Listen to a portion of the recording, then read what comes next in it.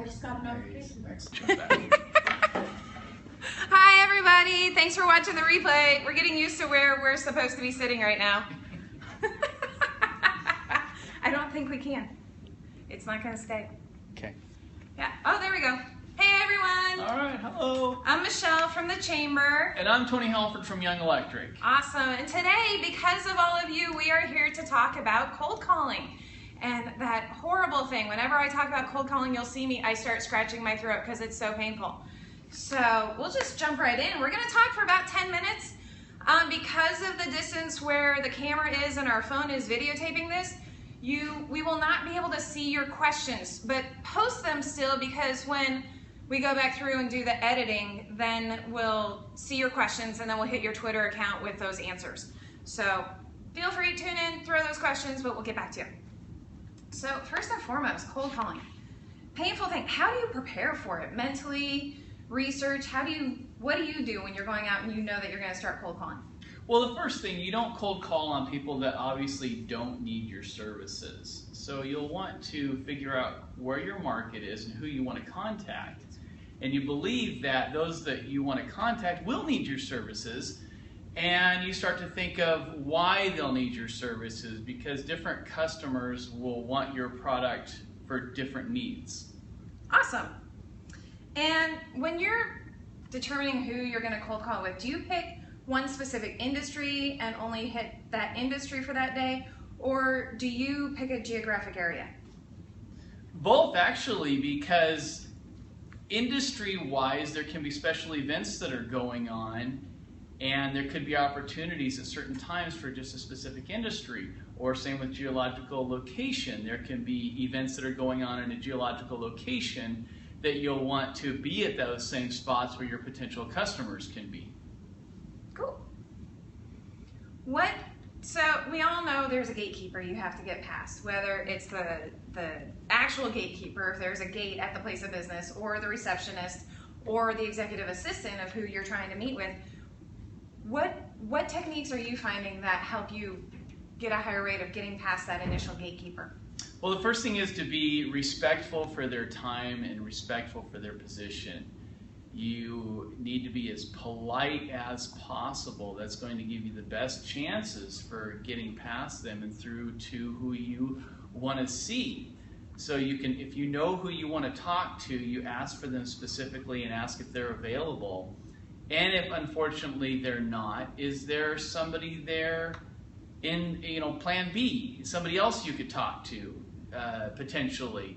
And again, if not, you ask to leave your name and number so you can possibly have them call you back later, or you can let them know that you'll be calling them later, and please give them that message. Awesome. Thanks for the hearts, by the way. Saw them pop up on the screen, so keep the love coming. Like seeing those hearts, it means you like what we're talking about. When you're cold calling, how many visits do you think it's going to take before you expect to actually get that response? That's a great question. The more you call out there, the more responses you'll get. You look at famous scientists like Thomas Edison and Albert Einstein. They knew that they had to try and try and try and with different and new ideas, and most of them were going to be failures. But they knew, let's say on average, that 1 in 10 was going to be a success. And that's how you should think about cold calling. The more you try, the more you'll succeed. You just got to get those numbers up, and possibly 1 out of every 10 or 20, depending on your product and the need out there, is going to be a sale. So think of it that way. Don't think about these failures as darn and get you down on not being able to make that sale. Think of that failure as 1 of the 10 that you're going to experience before you make that sale. Awesome. So it's not really a failure. It's crossing that person off the list, so you don't have to invest any more time into bugging them or any of your time when you can go after that next one. That could be that yes. Yes. I personally have a really hard time walking past that no solicitation sign. If it says no solicitation, I have a really hard time walking past that. Do you send a note or notify them ahead of time that you're going to be in the area, so that way maybe that's the invitation to walk past that no solicitation sign? Well, sometimes I'll look at that no solicitation sign and convince myself that they're not talking to me. They're talking to somebody selling Girl Scout cookies or other products not quite as good as mine. So I'll be polite, I'll walk in and I'll just say, well, I saw your no solicitation sign, but I wasn't sure if that was for me. I'm selling electrical services and everybody needs electrical services, so is there somebody here I can talk to? Or I'll walk in and I'll say, I saw your no solicitation sign. Can I leave a message for someone to contact me, or can I get a card for somebody that I can talk to, and I'll give them a phone call? There's ways you can get around that no solicitation sign respectfully, but don't act ignorant and say you didn't see it. I like that. Acknowledge that it's there, and then think of a creative way to get around that. But being respectful of their time also. Don't assume you're going to be able to talk to somebody, but try to set something up so you can later. Nice. You're the first person that's ever told me, acknowledge the no solicitation. I really like that. That makes me, if I'm going to walk into a place, that makes me feel a lot better. Yeah. Wow. Thanks. Nice. So people have little time to talk on the phone these days.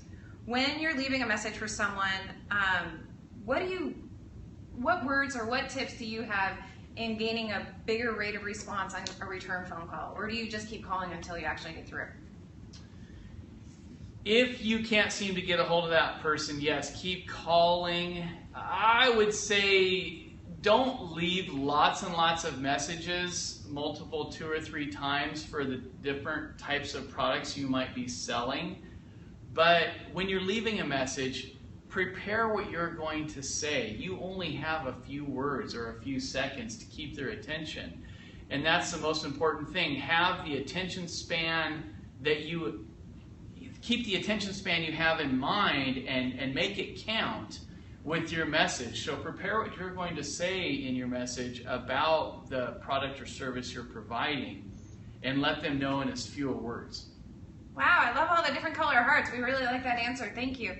And what you said, the attention span. So our president, Lorraine Klarna, recently went to a conference and learned that our attention span is 3 seconds now. So we have 3 seconds to make that first impression. So much shorter than we used to have. Well, but there's different ways you can increase that attention span too. I've been in Toastmasters for over 6 years. And when you're giving public speeches, you want to think about a few things when you're in delivery. Your vocal variety, which is the pitches in your voice, your hand gestures also. So things like that you can do with your body language could possibly increase your attention span. Very cool. Attention span of the person that's Right. listening to you. Yeah, engage them a little bit more. How many times do you touch a client before adding them to that no list? Before moving on and realizing, I'm just not going to get through to them right now? Again, every potential customer is different. If I absolutely know they're going to need my services, I won't stop. If they're using somebody else at the time, it's good for me to stop by every once in a while just to let them know that you're still in town, you're still in business, you're still here if that person doesn't meet your needs. And then that's often an opportunity for you to get your foot in the door and get in and be their next, in our case, next electrician that could serve their needs. If it's somebody that could possibly use them and you're not use us and you're not sure, well, a few times is good. And if you're just not hearing back from them, then don't waste your time anymore and move on. Okay. Well, that's really all the questions that we had that came in from all of you. So again, we didn't get to see what your questions were this time, but we want to hear what you want us to talk about next time. We'll keep bringing people in like Tony from Young Electric.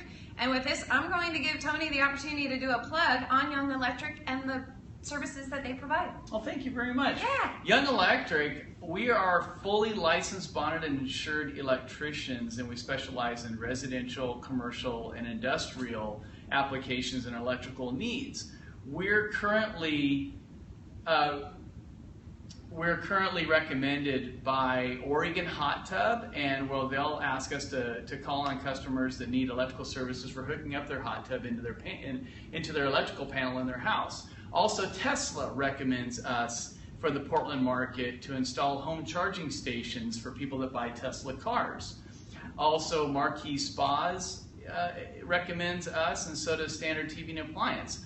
So with all the electrical needs that are out there, we can help take care of those, whether it's residential, commercial, or electrical. So please think about that. Think about calling Young Electric next time you have electrical needs. Thank you. Awesome. Thank you. Thanks, everybody. Thanks for all the love today. And we will talk with you next week. Happy holidays. Thank you.